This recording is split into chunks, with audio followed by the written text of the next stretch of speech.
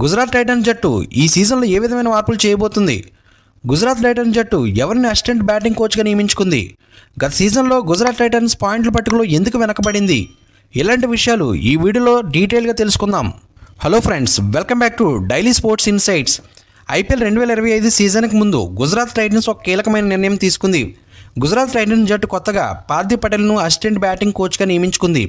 ఈ వార్త ఇప్పుడు క్రికెట్ అభిమానుల్లో పెద్ద చర్చగా మారింది.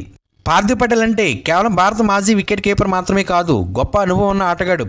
25 టెస్టులు, 38 వన్డేలు, 2 T20 మ్యాచ్లు భారత్ తరపున ఆడిన పార్థివ్ దేశవాళీ క్రికెట్లో గుజరాత్ తరపున 194 ఫస్ట్ క్లాస్ మ్యాచ్లు ఆడాడు. ఐపీఎల్లో చెన్నై సూపర్ కింగ్స్, ముంబై ఇండియన్స్, రాయల్ ఛాలెంజర్స్ బెంగళూరు జట్లకు ప్రాతినిధ్యం వహించి చెన్నై మరియు ముంబై జట్లతో టైటిల్స్ గెలుచుకున్నాడు. పార్థివ్ పటేల్ ప్లేయర్గా మాత్రమే కాకుండా కోచ్గా కూడా తన మార్కును చూపించాడు.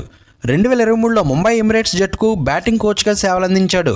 అంతేకాకుండా ముంబై ఇండియన్స్ టాలెంట్ స్కౌట్గా 3 సీజన్ల పాటు పనిచేశాడు.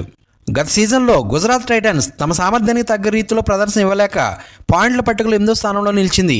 అయితే ఇప్పుడు పార్థివ్ పటేల్ వంటి అనుభవజ్ఞుని జట్టులో చేర్చుకోవడంతో ఈ సీజన్లో బెటర్ ప్రదర్శన చూపించాలని జట్టు ఆశిస్తుంది. పార్థివ్ పటేల్ బ్యాటింగ్ కోచ్గా జట్టులో కొత్త స్ఫూర్తిని నింపుతాడా? గుజరాత్ టైటన్స్ మరలా విజేతగా నిలుస్తుందా? మీ అభిప్రాయాలను కామెంట్లో తెలియచేయండి.